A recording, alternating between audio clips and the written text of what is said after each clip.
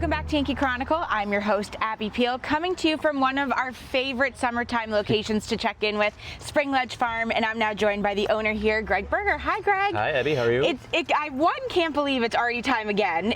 We seem to visit you every late June and get you're the best backdrop we could have. But here we are again checking in. How are things going so far this season? Yeah, things are cruising right along, especially when the sun comes out. We've had a little bit of a challenge with the weather, but that's farming, right? So I think every Saturday for the last dozen Saturdays, it's been, all the events around town are getting a little bit rained on. But you don't have to water the plants. Right, it is good planting time for the plants. Love it because there's less stress on them, and they're obviously already watered, and good. Away we go. And then out in the fields, we just have to move some things around to try and find the highest ground. Okay.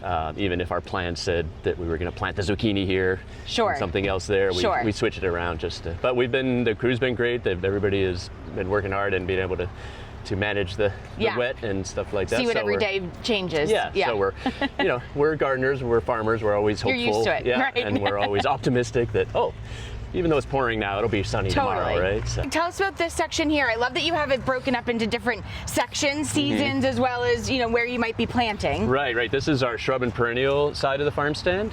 And we do have it split up into shade sections. And so any plants that require shade, which you get a lot of questions about I'm sure. Yeah, we're all kind of in the woods here, and where we have a section of our garden that's in shade. Sure. And so we have a lot of options, both in perennials and annuals for shade plants. Amazing. This makes it a little easier to see them all grouped together. Yeah. And we have a woodland shade garden in the back beyond the display area. Amazing. And so you can go and see them actually planted in there.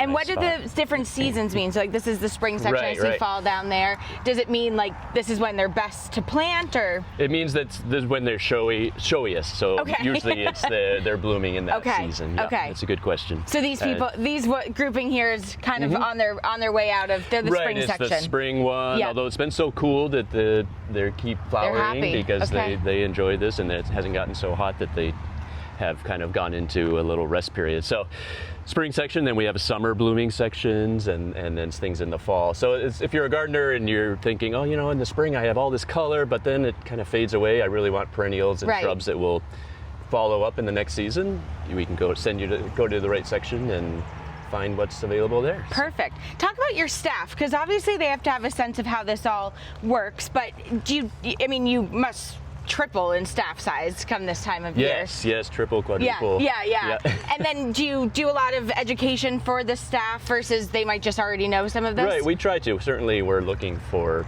folks who know some gardening if we're hiring. Sure. But we certainly teach on the job, and we encourage people to take extra classes. There's all sorts of things, especially in the wintertime, for gardeners to take classes either online or in person, and so try and beef up our knowledge. There's always more to know. So Greg, we're in the annual section now. I see you have some already potted ones where you could just pop them in your car and off you go, which is kind of nice. But then some ones that people could take home and plant themselves. Right. We're kind of in the middle of in between crops, if you will. So our early season are for the people who are planting their gardens and the window boxes and all that. And now we start making more what we call finished pots. Meaning, just like you said, someone comes, they just need something or need a pair for the house, or they're up here for the summer, and so we make those and grow them on down back at our greenhouses and bring them up when they're ready, and it's kind of an instant gratification thing. How much of this is grown by you on site versus a vendor partnership? In the annual section and the vegetable plants and herbs, we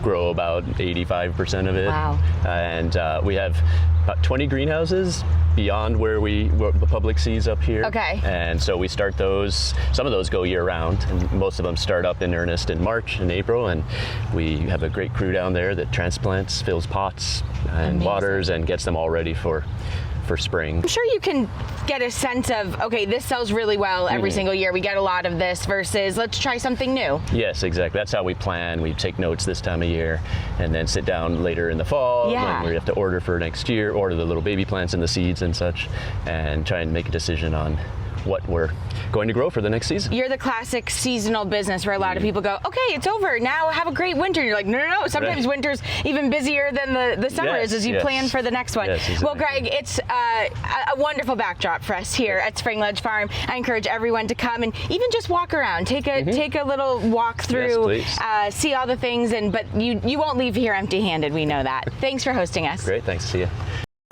When we come back, our Elizabeth Durazio will be joined by Rhonda Gurney for a tour of the Harborside sister store, Mountainside Trading. But first, these words from one of the good businesses that underwrites and makes your Yankee Chronicle possible. You could be one too. Contact us at info@ycnnow.com.